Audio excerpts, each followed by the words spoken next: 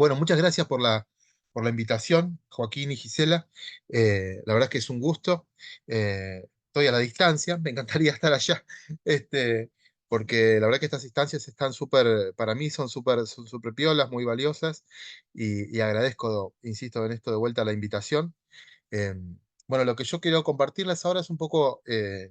unas reflexiones que vine haciendo a la luz del trabajo de investigación de estos últimos 2 o 3 años, sobre todo a la luz de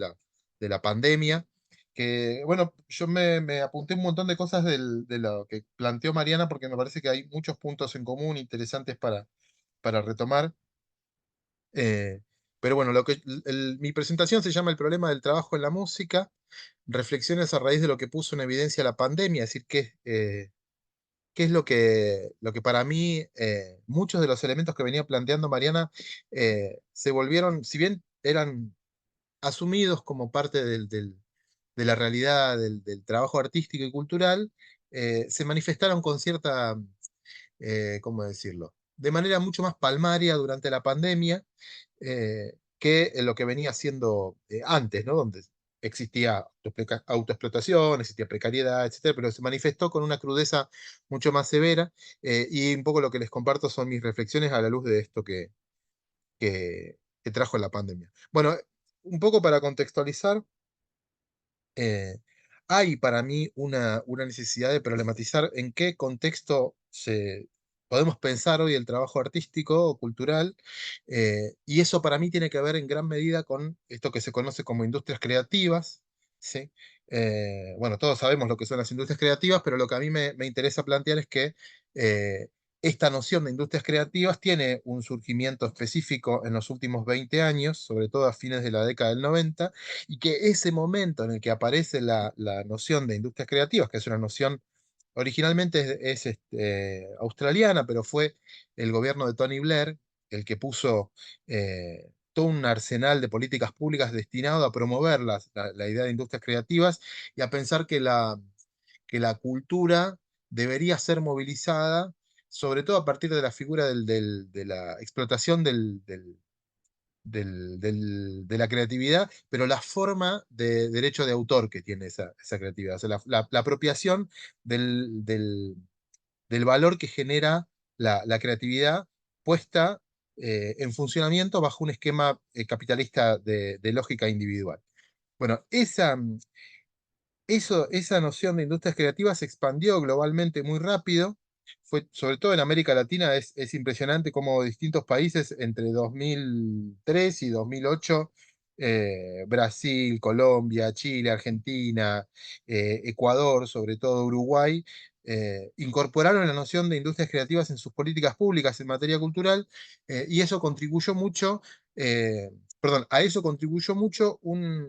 una lógica de reconocimiento de la cultura como un recurso para el desarrollo económico y social, que en América Latina hizo que esta dimensión más de negocio de las industrias creativas quedara como ciertamente opacada en un sentido, frente a la idea de que la cultura tenía un potencial para desarrollar, para ofrecer oportunidades laborales, inclusión social, etcétera. Que es un planteo que trae George Giudice, y que en cierto sentido matizó esta lógica tan de negocio que hay en el norte global y que en América Latina a veces da un poco nos aparece un poco filtrado esto, ¿sí? Eh, por ejemplo, cuando se habla de gestión cultural en América Latina o cuando se habla de autogestión, tiene un sentido como una suerte de compromiso social, una pata mucho más política de contrahegemonía o posibilidad de hacer una resistencia cultural, etcétera, que cuando uno piensa de cultural management en términos en inglés es completamente opuesto, es la forma en la que uno debe hacer negocio en la cultura. Bueno, quiero decir, este contexto neoliberal promovió en gran medida esa lógica de la cultura entendida como negocio, a partir de la idea de lo creativo, eh, y eso, a su vez, no, para mí no es casualidad que esta transformación que sufrió la cultura haya estado acompañada de una transformación que se dio en los mercados de trabajo, y que es algo que plantea Miller Toby Miller en un libro que se llama El trabajo cultural, que es de 2018. Él dice, hay una nueva división internacional del trabajo cultural que en gran medida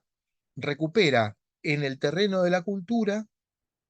una serie de transformaciones que se fueron dando en otros ámbitos desde la década del 70. Bueno, acá en Argentina en los 90 lo conocemos a partir de los procesos de flexibilización laboral, la, mm, los sentidos que asumió el monotributo, ¿sí? Como forma de blanquear en cierto sentido la terciarización, la precarización laboral, el despido de miles de trabajadores.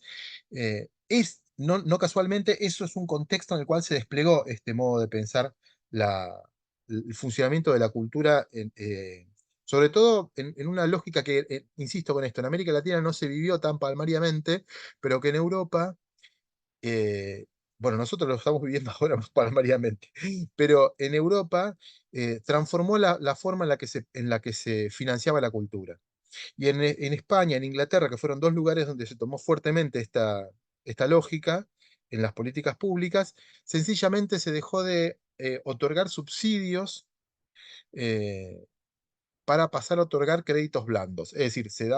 financiaban obras artísticas y proyectos artísticos y culturales con la intención de que ese dinero después fuera devuelto. ¿Sí? Es decir, cambia la lógica en la que se financia la cultura porque se propone poner dinero, o sea, poner recursos en algo que después debería generar los recursos para devolver esa inversión. A diferencia de de una lógica en la cual se financian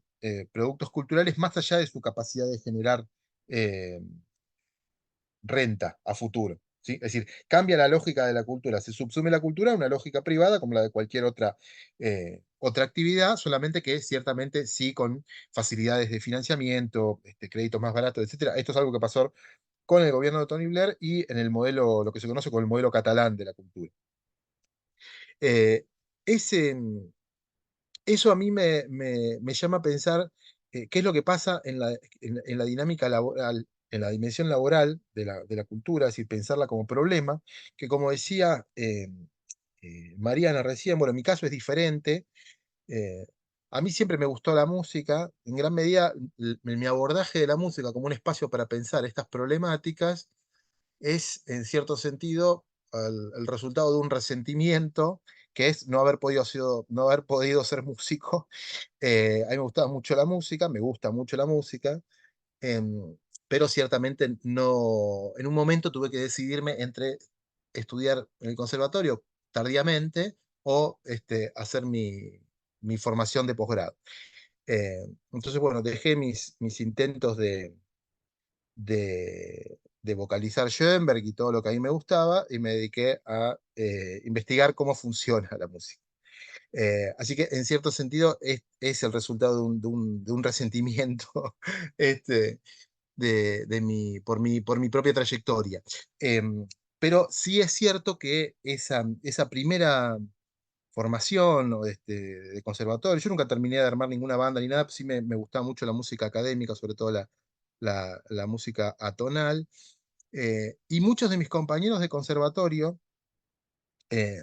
trabajaban y no trabajaban de hacer música. Yo en un momento no le di bolilla, me dediqué a investigar la música independiente, mi tesis doctoral fue sobre música independiente. Hacia el final de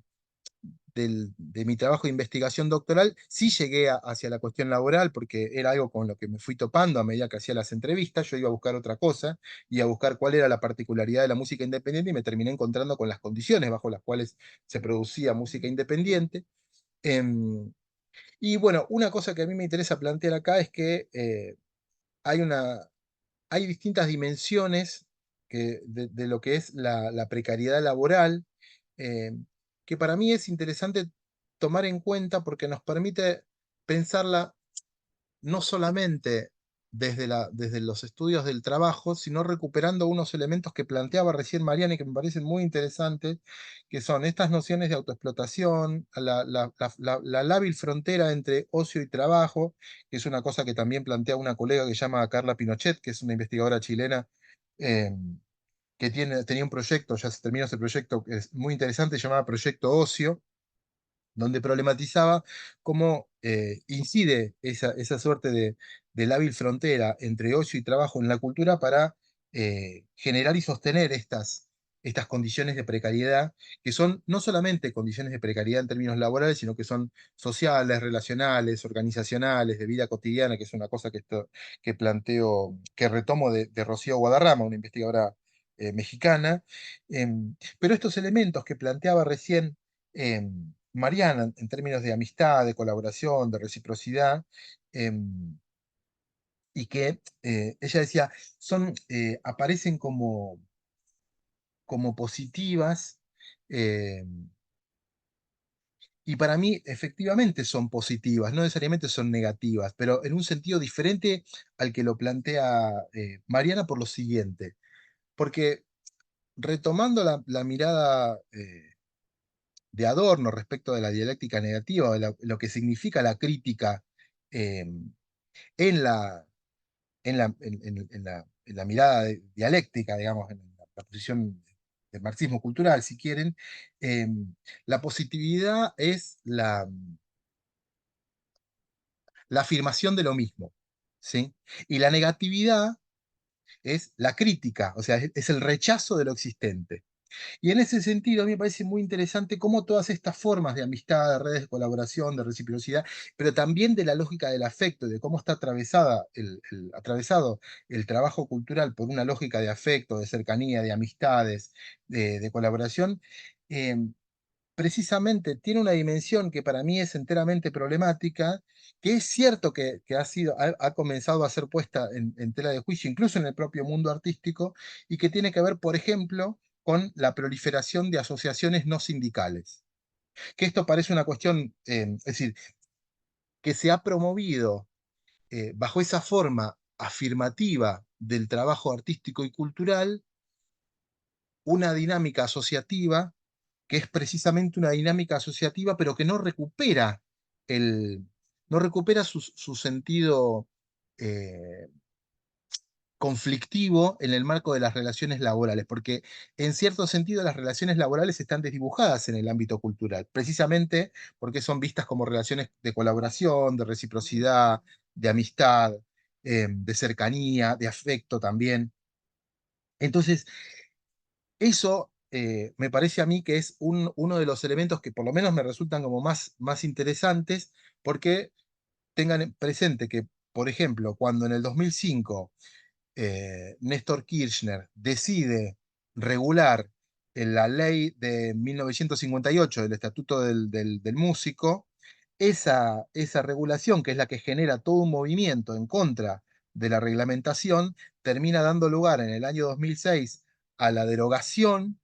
de ese decreto por otro decreto, y a partir de ahí surge todo un proceso de discusión que da lugar a la Ley Nacional de la Música, que es la que crea el INAMU, ¿sí? Ahora, esa Ley Nacional de la Música es una Ley Nacional de la Música que tiene un sentido profundamente de fomento, de promoción de la actividad musical, no de regulación de las relaciones laborales que se dan en el campo de lo musical. Y esto tiene que ver con cuáles fueron las asociaciones y cuál fue toda esa movida que se dio de debate, que fue sumamente rico, pero que fue un debate que supieron canalizar muy bien las asociaciones no sindicales. Entonces, esa suerte de debate que había entre el SADEM o los sindicatos de músicos y las asociaciones de músicos independientes que habían proliferado en distintos lugares del país, se inclinó a favor de una ley que promoviera y que incentivara la actividad musical por sobre la regulación de sus relaciones laborales. Y fíjense ustedes que si en esa ley no hay una sola vez la mención a la palabra trabajador, no existe en la ley nacional de la música, ¿sí? Se suponía que iba a haber una segunda etapa de esa ley en la cual esto iba a ser tenido en cuenta, que se iba a reformular, que en verdad lo que decía el decreto de 2006 era que emplazaba a una comisión a repensar cómo podía modificarse la ley de 1958 para actualizarla y efectivamente regularla, intervenir en el trabajo musical, pero bueno, eso duerme el sueño de los justos. Lo que sí me parece interesante respecto de esto es eh, cómo se da en ese contexto, eh, aún en un momento en el cual en América Latina proliferaron gobiernos de distinto signo político progresista, sea el de Lula, el de Tabaré en Uruguay, el de Bachelet en Chile, el de el Néstor y Cristina en Argentina, que de distintas formas promovieron dinámicas que están inscritas en términos teóricos y conceptuales en esa lógica de industrias creativas. Em, Esto en cuanto al contexto en el cual se despliega esto. Una cuestión a que a mí me interesa centrar ahí respecto de cómo se manifiesta la precariedad en el ámbito de la música, son tres elementos que me parecen centrales. El primero es la ausencia de salario, esta idea de que uno paga para tocar o de que se paga poco, y de que se evita formas salariales naturalmente, pese a que, digamos, hay distintos convenios colectivos, por ejemplo el 112.90, etcétera, que regulan eso. Lo cierto es que el INAMU promueve, o la Ley Nacional de la Música, a través del INAMU promueve que se establezca el 70-30 o el 80-20, y eso implica una, una ausencia de pago de caché a quien se dedica a vivir de su trabajo musical. Ahora, ¿cómo es posible esto? Porque uno desde la economía política debería poder explicar cómo una persona que vive de su trabajo cobra por su trabajo menos de lo que vale su trabajo. Es decir, ¿cómo es posible no retribuir al trabajo a su valor? Es decir, pagarlo por debajo de su valor. Eh, en términos marxistas, esto debería ser posible o porque esa persona vive por debajo de la media, digamos, por ejemplo, en lugar de comer carne una vez por semana o 2 veces por semana, comerá carne una vez por mes o 2 veces por mes, en lugar de salir a tener actividades de esparcimiento, ir al cine, en lugar de ir al teatro 2 o 3 veces por mes, irá una vez cada 2 o 3 meses, ¿sí? Entonces, eso es una forma de explicarlo. Y otra forma de explicar esa posibilidad de ausencia de salario o de pago por debajo del valor en los distintos ámbitos, pero en particular en el sector musical, es porque esa gente tiene el segundo de los elementos de la precariedad, que es el multiempleo o el pluriempleo, que es un fenómeno a través del cual una persona que se dedica a tocar los fines de semana, durante la semana trabaja en una escuela dando clases de música, en un jardín de infantes, en una escuela primaria, secundaria o en terciario, y a través de ese ingreso, además de tener obra social y además de tener cobertura de salud para su familia, consigue tener el mínimo cubierto para poder tocar el fin de semana, y obtener un ingreso por debajo de lo que ganaría cualquier otra persona que trabaje esa cantidad de horas el fin de semana. Y que es el fenómeno que tiene que ver con que los técnicos y las personas que hacen mantenimiento en un espacio donde se toca música en vivo, cobran aun cuando el espacio haya 5 o 6 personas, ¿sí? Cosa que no sucede con los músicos, ¿sí? Y con las músicas, ¿no? Es decir, entonces hay acá una necesidad de pensar esta realidad a partir de una articulación con lo que desde mi punto de vista es una transferencia de valor de distintos rubros no culturales hacia rubros culturales a través del pluriempleo y la multiactividad. ¿Y esto qué significa? Significa que gran parte de la cultura, de la actividad cultural, se sostiene porque se apropia de valor a través de pagar menos salario generado en otros rubros. Eh, Esto se da también a través del ocultamiento de la relación laboral, a partir de nociones como trabajo colaborativo, emprendedorismo, que desdibujan el vínculo laboral que hay en el sector cultural y en particular en la música, y que tiene que ver con estas cuestiones que venía planteando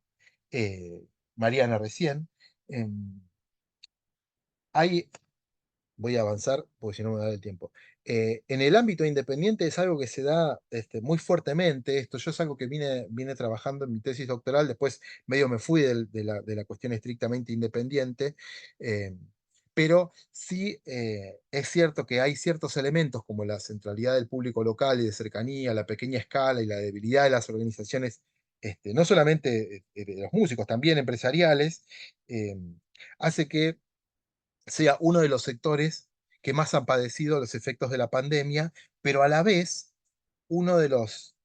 o sea, este elemento, este contexto tan particular de pandemia iluminó una serie o contribuyó a iluminar una serie de realidades que estaban dadas por sentadas, como que eran parte del panorama cultural, eh, y que, por ejemplo, en el caso del Sindicato de Músicos de Córdoba, bueno, Joaquín los conoce, a los compañeros de allá, eh, ellos tuvieron, por ejemplo, una intervención con músicos de cuarteto, que pese a que los cuartetos en Córdoba mueven mucho dinero, los músicos sesionistas, o sea, los músicos que tocan en cuarteto los fines de semana, durante la pandemia se quedaron con ingresos cero porque precisamente eran músicos que están todos en la informalidad, ¿no? Entonces, ellos se dedicaron a repartir bolsones de alimentos a músicos de cuarteto, ¿sí? Que forman parte de una lógica que mueve millones de- de pesos todos los fines de semana, pero que en la pandemia se evidenció esa precariedad que estaba en cierto sentido asumida como, no asumida como un problema, aunque se entendía como dada, precisamente porque en la medida en que funciona y genera ingreso a quienes viven de la música, no hay problema. Ahora, cuando surge una situación como esta, se pone en evidencia la necesidad de que haya organizaciones colectivas que defiendan esos intereses que durante mucho tiempo no habían estado planteados como tales. Esto es algo que también planteó Mariano recién y a mí me parece que quizás, bueno, en el caso del teatro, tiene una historia mucho más marcada de organización sindical, sobre todo por los actores, las actrices. En el caso de la música siempre ha sido un poquito más difícil generar esa conciencia digamos, sí, del activismo sindical, em, pero sí es cierto que desde mi punto de vista, la pandemia contribuyó en gran medida a poner sobre la mesa estas realidades. Em, Hay una cuestión después con la figura del emprendedorismo, yo esto lo voy a pasar porque si no nos vamos a demorar demasiado y me gustaría abrir el juego a preguntas, pensando en cómo la figura del emprendedorismo creativo, del emprendedorismo encarna muchos de los elementos que son señalados como hegemónicos o como legítimos en este contexto de industrias creativas, de innovación eh, tecnológica, etcétera, y que tuvo su manifestación durante la pandemia en una noción que a mí me parece interesante discutir, no me da el tiempo para explayarme, pero sí me gustaría que discutiéramos algo de esto acerca de esta idea de la resiliencia, la, la expectativa de que personas que viven de su trabajo en el sector cultural este, y artístico, en particular se dio en la música, tuvieran la capacidad resiliente, ¿sí? O entender a la resiliencia como la capacidad individual de buscar modos de generar ingresos, ya sea utilizando YouTube para subir sus videos, promoviendo distintos conciertos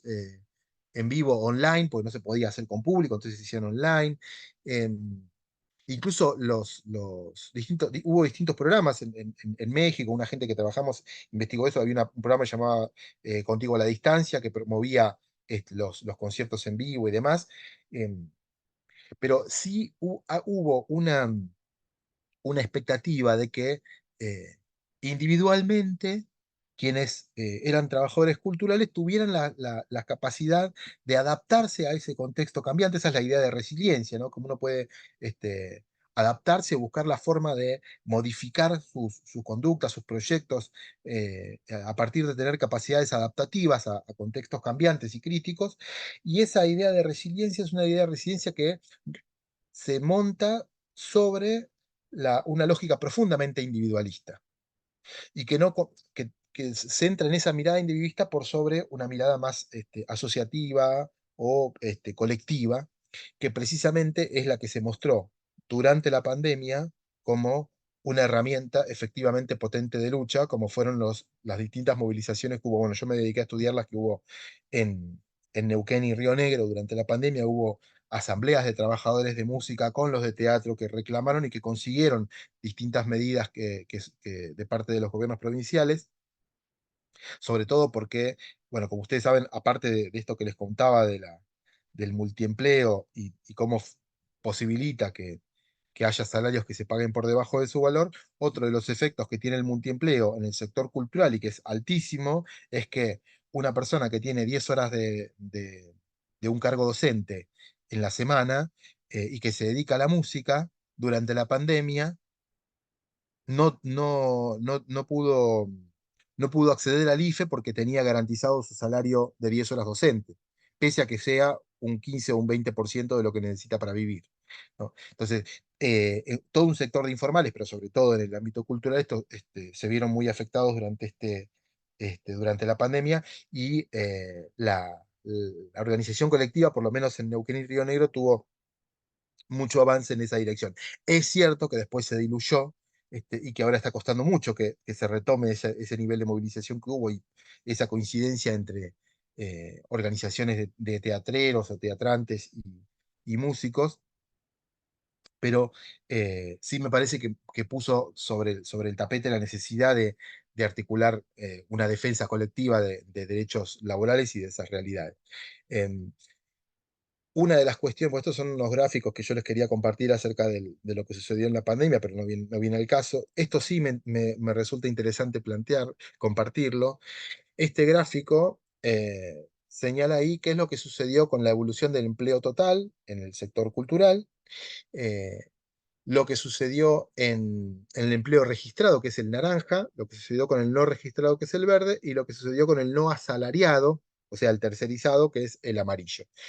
Fíjense, entre 2019 y 2020, el sector registrado, que es el naranja,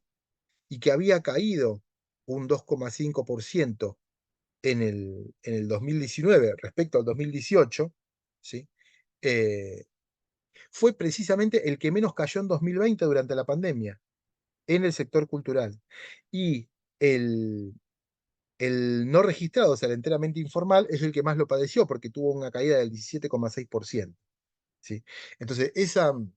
con esto, ¿qué quiero decir? Digo, esa condición laboral ilustra cuán frágil es el conjunto de quienes viven de su trabajo en un contexto crítico como el que implicó la pandemia. A su vez, esto tiene otro efecto, que es que esa multiactividad o el fenómeno del multiempleo tiene distintas variantes. Una variante es que una persona que es música haga sonido, supongamos, toca los viernes y los sábados hace sonido. Y durante la semana se dedica a dar clases de música. Entonces está dentro del rubro musical. ¿Sí? Ahora, si esa persona que es música y que toca los viernes y los sábados, durante la semana tiene un kiosco o eh, maneja un Uber o se dedica a cualquier otra actividad, eh, en la medida en que encuentre menos posibilidades para obtener ingreso en su actividad artística, va a tender a irse de su actividad artística. Entonces, ese multiempleo va a tener un efecto sobre la subsistencia de esa actividad artística. Es decir, va a afectar a la subsistencia de esa actividad. Eh,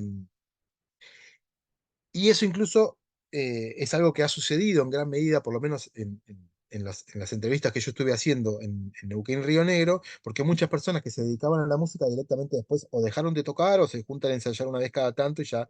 perdieron la asiduidad en la actividad musical. Em, bueno, después hay el problema del Estado, que si bien hubo reclamos hacia el Estado respecto de esto, hay un punto ahí que para mí es muy, muy interesante, que si bien hay interés en avanzar hacia la consideración del trabajo cultural en eh,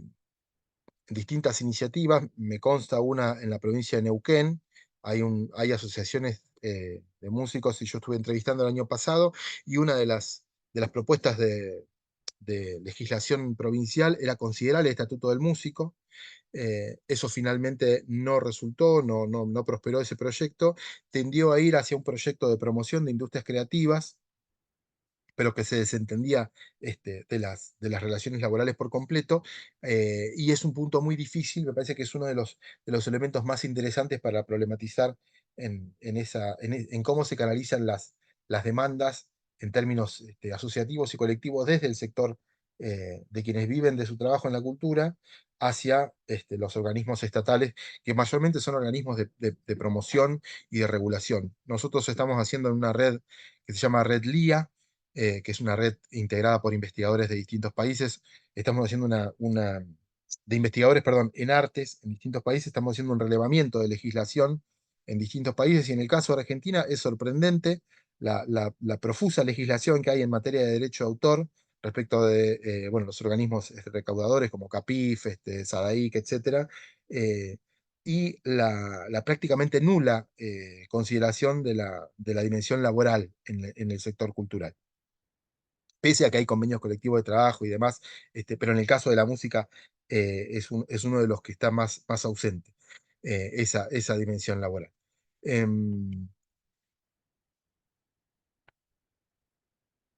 Bueno, no tengo mucho más que compartirles un poco lo que quería plantear, quizás a modo de conclusiones, me apunto a algunas cosas. Una es la condición precaria estructural de las actividades de la cultura, potenció el impacto de la crisis durante el COVID, esa condición precaria estructural. La fracción más impactada es la de mayor informalidad, que es lo que les comentaba recién. Eh, es cierto que tomó Estado público el trabajo cultural, sobre todo en el sector cultural independiente, pero es problemático que finalmente eso haya dado lugar a un sostenimiento de la organización colectiva. Lo impulsó en cierto sentido, pero me parece que hay ahí todavía dificultades en esa dimensión organizativa, si se quiere, sindical. En, bueno, las políticas culturales no resultaron suficientes, esto es evidente, y me parece a mí necesario pensar distintas políticas públicas pensando en el sector más precarizado de la cultura, pero bueno, no sé, el contexto en el que nos toca atravesar esta realidad no es el más adecuado. Perdón si me extendí, eso era un poco lo que quería compartirles acerca de los trabajos que estuve haciendo últimamente, eh, y bueno, espero que demos